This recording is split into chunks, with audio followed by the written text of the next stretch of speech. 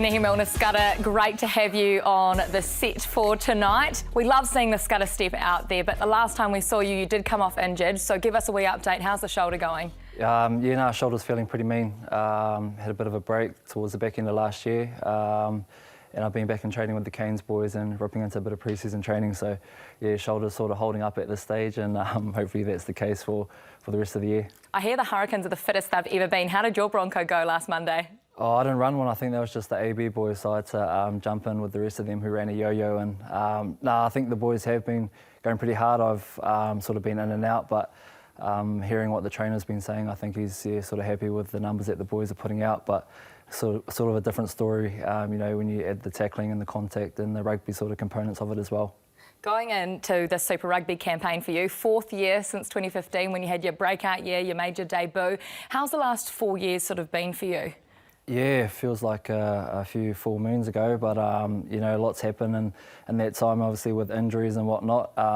Sort of didn't really know how it was going to pan out that year in 2015, and sort of a bit of unknown in the last couple of years with injuries, but sort of just been focusing on the here and now. Haven't sort of, worried too much about the past or looking too far ahead in the future, just concentrating on what's happening at the minute and sort of what I can do to just keep pushing myself to be the best person I can be.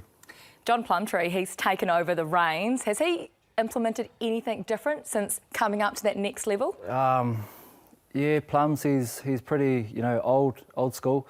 And saying that though, he took the defence and stuff over the last couple of years, so he's still got his hands in that. He's worked the boys pretty hard, like you said, with their fitness levels, and so I guess with that, he's trying to, drive that culture with the boys working hard and trying to build that resilience. And I think he's been doing an awesome job so far.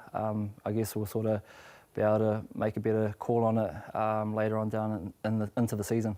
You've also got the King, Carlos Spencer, working with you as well. Is he keeping his top on? Nah, he has it off every day. Nah, he doesn't. We do have to call him King Carlos.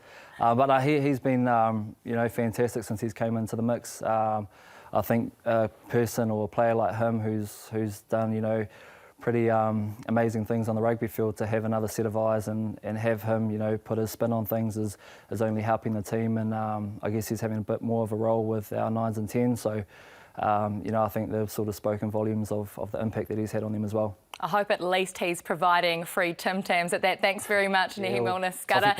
Toffee Pops, not the Tim Tams. There you go, Jeff.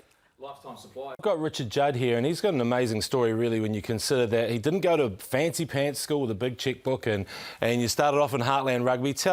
Welcome, Richard. Tell us about your journey to the Hurricanes. What were you doing in all those years leading up? Yeah, it's been a long road. Started in Thames, like you say, and then did 3 years with the Swamp Foxes. Swamp Foxes. Yeah. They won the title without you, but obviously you helped along the way. It was awesome to see, And started off there, and then got an opportunity to go up to counties and play a bit of club rugby up there. So I took that and played club rugby up there and managed to make the Steelers up there, and then did 2 seasons there, and then moved to the Bay. Yeah. And been there ever since. And then finally, so you must be about 40. I'm not sure, that's a lot of rugby under your belt. Look, I know that you've got kids and everything. You've moved down to Wellington. There's lots of things to do in Thames. I think they might even still have that gold mining museum. Yeah, but there's a museum in Wellington as well. Have you been to that one? It's not too bad. Yeah, no, it's not bad. I took the kids there. Yeah. They love it there, and there's a bloody kids play area there, so they enjoy it there, wear them out a bit before bedtime. Yes, exactly. You've got that to worry about. Then you've got to sort of pass the ball to Bowden without annoying the King. What is that pressure like, I guess, being a halfback for the Hurricanes? Yeah, it's having him outside you, it's, I suppose it's a bit easier because he's a world-class player like that. He tells you where you are or what you need to do.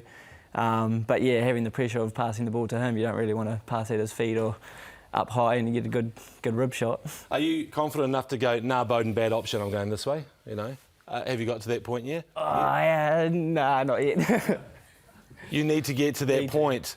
Now, look, I know that you're a landscaper as well, so do you get called on to do a bit of, sort of retaining walls and stuff by some of the boys? Yeah, the old concrete job. Yeah.